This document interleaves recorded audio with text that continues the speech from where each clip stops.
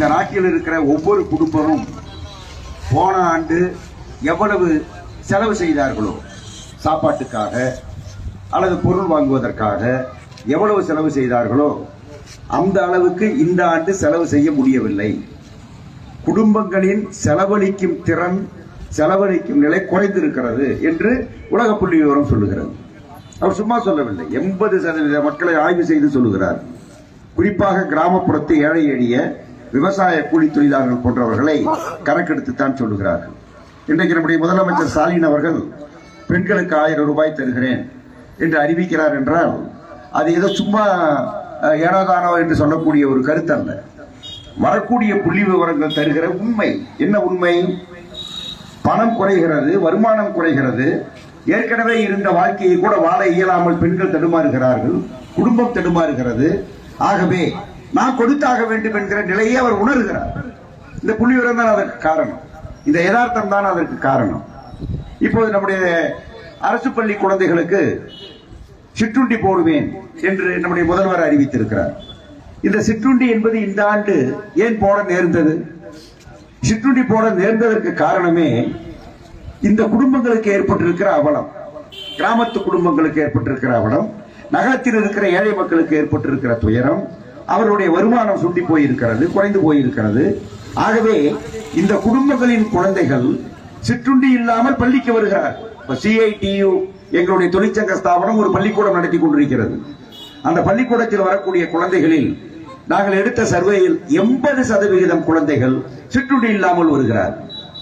ஏதோ ஒரு பிஸ்கட்டோ அல்லது ஒரு பொறையோ அல்லது ஒரு டீயோ. பல குழந்தைகள் பள்ளி அவர்கள் எழுவதற்கு முன்பே அவருடைய தந்தையும் தாயும் வேலைக்கு போய் விடுவார்கள். மீண்டும் இவர்கள் திரும்பி வீட்டுக்கு போய் தான் அவர்களை பார்க்க முடியும். மாலையிலே அவர்கள் எந்த இதுவும் இல்லாமல் வெறும் தண்ணியை குடித்து விட்டு வரக்கூடிய குழந்தைகள் இருக்கின்றன. ஏன் இந்த நிலை? இந்த நிலை உண்டாக்கியது யார்? இப்போது மோடி அவர்கள் நம்முடைய பெட்ரோல் விலையை ஏற்றினார், டீசல் விலையை ஏற்றினார், கேஸ் விலையை ஏற்றினார், எல்லா பொருட்களின் விலையும் ஏற்றினார். நம்முடைய கலைக்குழு சொன்னதை போல மத்தியில் இருக்கிற அமைச்சர் முருகன், அந்த முருகன் அவர் ஒரு அட்வொகேட், அவர் ஒரு படித்தவர் என்று சொல்லிக் கொள்கிறார். சாதாரண அடித்தட்டு மக்களிடமிருந்து வந்தவர். அவரிடம் விலைவாசியை பற்றி கேட்கிறார். ஆமாம், விலைவாசி ஏறி இருக்கிறது, அல்லது டீசல் ஏறி இருக்கிறது, பெட்ரோல் ஏறி இருக்கிறது, நாங்கள் வந்தால் குறைப்போம், அல்லது என்னென்ன காரணம் என்று சொன்னால் அதிலே பொருள் இருக்க முடியும். அவர் என்ன சொல்கிறார்? ஒற்றை வரியில் பதில் சொல்ல வேண்டுமானால் ஜெய் ஸ்ரீராம், ஜெய் ஸ்ரீ சொல்லிவிட்டு போய்விட்டார். அவ்வளவுதான். நிருபர்கள் கேட்டுக்கொண்டே இருக்கிறார்கள், ஜெய் ஸ்ரீராம், ஜெய் ஸ்ரீராம், ஜெய் ஸ்ரீராம் என்று சொல்லி. என்ன ஜெய் ஸ்ரீமாயா இந்த நாட்டில் பிரதமர்? யார் இந்த நாட்டில் பிரதமர்? யார் இந்த நாட்டில் ஆட்சி நடத்துவது?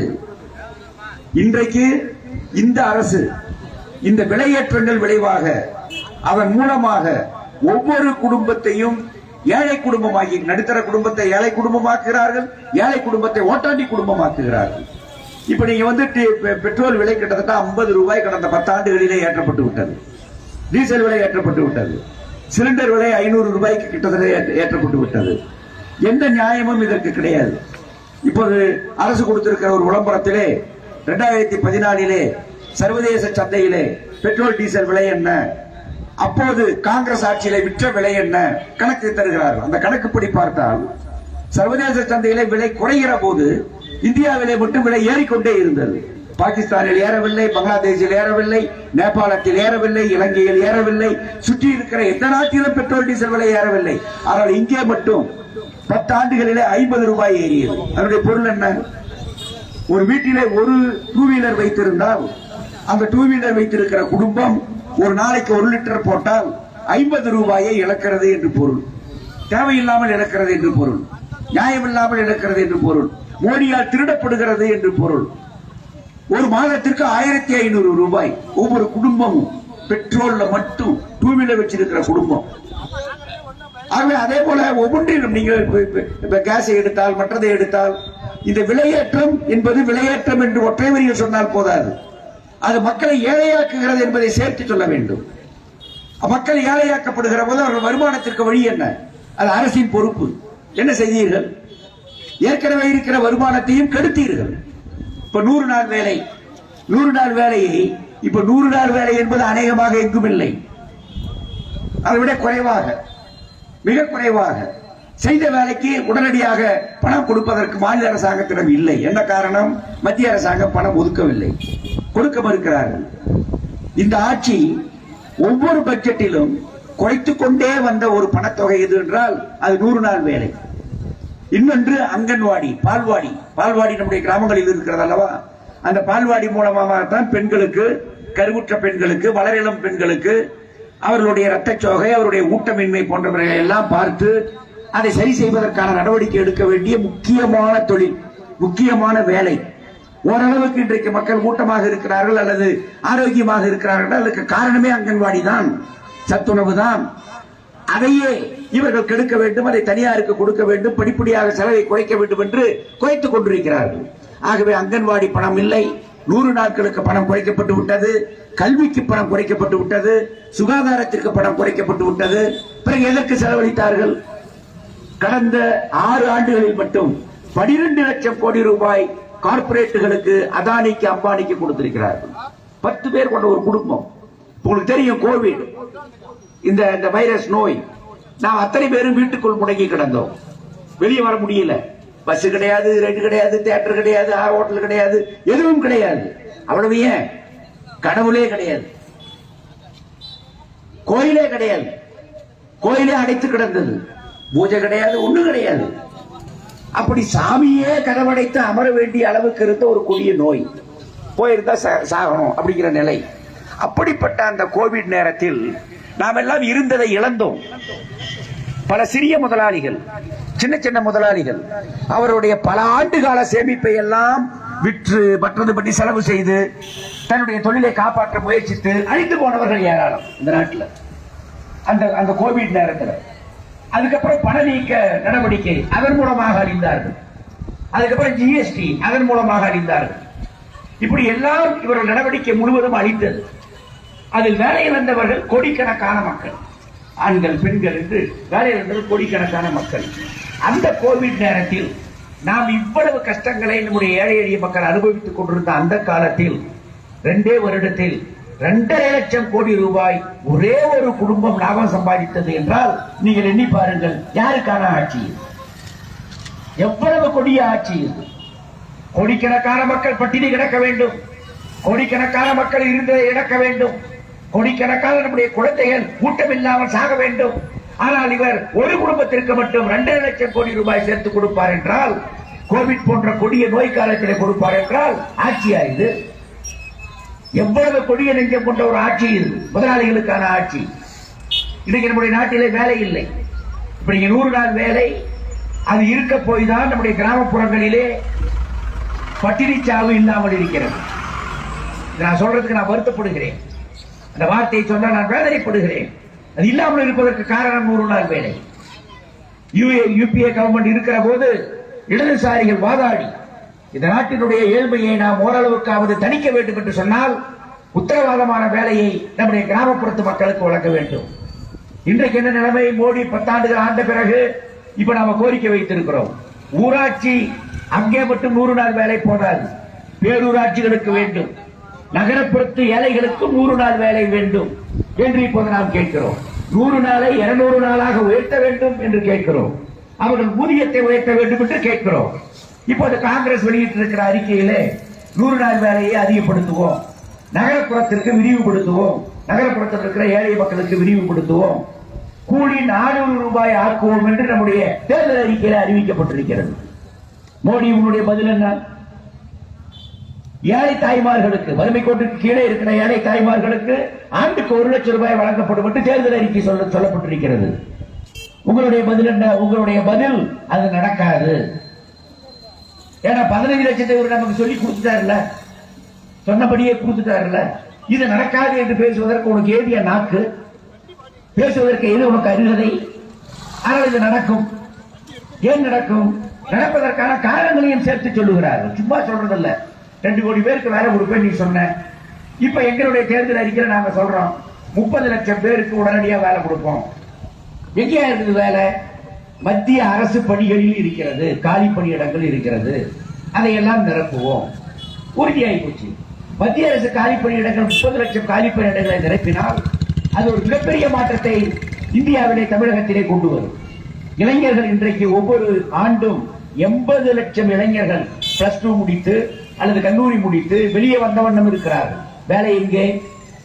ஆண்டுதோறும் 80 லட்சம் பேர். உலகத்தில் மிக அதிக இளைஞர்கள் இருக்கிற நாடு இந்தியா, மிக வலிமை மிக்க நாடு இந்தியா. அந்த வகையில் பார்த்தால் ஆற்றல் மிக்க இளைஞர்கள் 57% பேர் இருக்கிறார்கள். உலகத்தில் எந்த நாட்டிலும் இது கிடையாது. அமெரிக்காவில் கிடையாது, ஜப்பானில் கிடையாது. இங்கெல்லாம் ஜப்பான் போன்ற இடங்களிலே முதியவர்கள் அதிகம். முதியவர்களுக்கு உணவளிப்பதற்கு உற்பத்தியில் ஈடுபட வேண்டிய இளைஞர்கள் குறைவு. ஆகவே அந்த நாடு இன்றைக்கு அஞ்சிக் கொண்டிருக்கிறது. என்ன செய்வது? கூடுதலாக இளைஞர்களை உருவாக்க வேண்டும், பிள்ளைகளை பெற வேண்டும் என்று அவர்கள் இன்றைக்கு அரசு மூலமாக நடவடிக்கை எடுத்து வருகிறார்கள். ரஷ்ய அதிபர் புட்டின், ரஷ்யாவிலும் இதே நிலை. ஆகவே அவர் 3 குழந்தை 4 குழந்தை நீங்கள் பெற்றெடுங்கள், குழந்தை பெறுவதற்கு தகுந்தபடி நான் அவார்டு தருவேன் என்று அறிவிக்கிறது ரஷ்ய அரசாங்கம். காரணம், இளைஞர்கள் குறைகிறார்கள் என்பதால். ஆனால் இளைஞர்கள் ஏராளமாக இருக்கிற ஒரு நாடு இந்த நாடு. உலகத்தில் எந்த நாட்டையும் நாம் ஓவர்டேக் பண்ணி தாவி குதித்து முன்னேற வேண்டிய ஒரு நாடு இந்த நாடு. ஆனால் இங்குதான் அதிக இளைஞர்களுக்கு வேலை இல்லை. இங்குதான் அதிக இளைஞர்கள் இருக்கிற வேலையை இழந்து தெருவுக்கு வருகிறார்கள். இங்குதான் கிராமப்புறத்து விவசாயம் நலிந்து போன காரணத்தினால், கிராமப்புறத்து விவசாயம் எங்களுக்கு பயன்படாது என்று அவர்கள் கருதுகிற காரணத்தினால் கிராமத்தை விட்டு கிராமப்புறத்து உழைப்பாளிகள் நகரப்புறத்தை நோக்கி, மற்ற இடத்தை நோக்கி வேறு தொழிலுக்கு போகிறார்கள். கட்டுமான தொழிலுக்கு போகலாமா, சுமைப்பணி தொழிலாளருக்கு போகலாமா, பக்கத்தில் இருக்கிற நகரத்திற்கு போகலாமா என்று அவர்கள் பஞ்சம் பிழைக்க போகிறார். குறிப்பாக பெண்கள் நிலை அதுதான். கிராமப்புறத்து பெண்கள் அல்லது நகரப்புறத்திலேயே கூட ஒரு 10 கிலோமீட்டர் தள்ளி இருக்கிற பெண்கள், அவர்கள் ஏதேனும் ஒரு வேலை செய்து 100, 50, 200 சம்பாதிக்க வேண்டும் என்றால் பஸ் வேண்டும், பஸ்ஸில் போக வேண்டும். எப்படி போவார்கள் பஸ்ஸிலே? இது நடக்காமல் இருக்கிறது. ஆகவே பெண்கள் வேலைக்கு போக முடியவில்லை, பெண்கள் வீட்டில் அடைந்து கிடக்கிறார்கள்.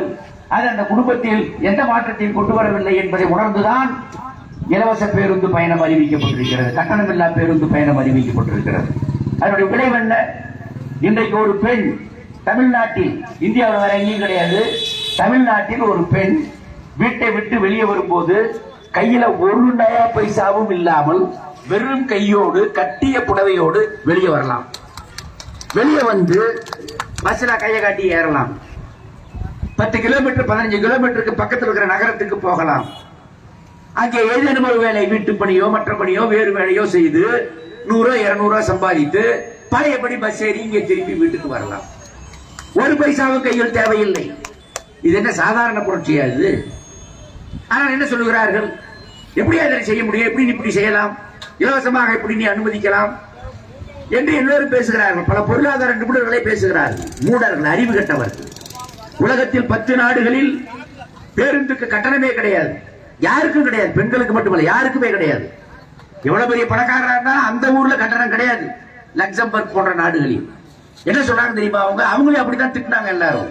அவர்கள் சொல்லுகிறார்கள், பேருந்து பயணத்தை இலவசமாக அனுமதித்தால் அந்த பொருளாதாரமே தலைக்கும். அந்த பொருளாதாரம் குப்புன்னு, இந்த முருக மரத்தை விட்டா குப்புன்னு தலைக்குது பாத்தீங்களா? அப்படி தலைக்கும். என்ன காரணம்? மக்கள் இடம் பெயர்வதும், மக்கள் வேலை தேடுவதும், வேலைக்கு போவதும், இந்த மொபிலிட்டி, இந்த இயக்கம் என்பது நடந்து கொண்டே இருக்க வேண்டும். இந்த இயக்கம் நடப்பதற்கு அவசியம் பேருந்து. அந்த பேருந்து பயணத்தை நீங்கள் செய்தால் உங்கள் பொருளாதாரம் பலப்படும். அவர்கள் பொருள் ஈட்டுவார்கள். ஈட்டிய பொருள் எங்க வரும்? இப்ப இவங்க போய் 200 சம்பாதிக்கிறான்னு வைங்க, நம்முடைய சந்தியாவூருக்கு போய் மற்ற இடத்துக்கு போய் 200 சம்பாதிச்சுட்டாங்க. அந்த பணம் எங்க போகும்? சுவிட்சர்லாந்துக்கு போகுமா? பதுக்கி வைக்கிறதுக்கு போகுமா? கடை வீதிக்கு வரும், இந்த கடைக்கு வரும், அந்த கடைக்கு வரும், துணி கடைக்கு போகும், நகை கடைக்கு போகும், எங்கேயாவது போகும். இப்படி கையில் வரக்கூடிய பணம் கடைகளுக்கு போனால்தான், அது வர்த்தகம் ஆனால்தான் நம்முடைய பொருளாதாரத்தில் பண சுழற்சி இருக்கும்.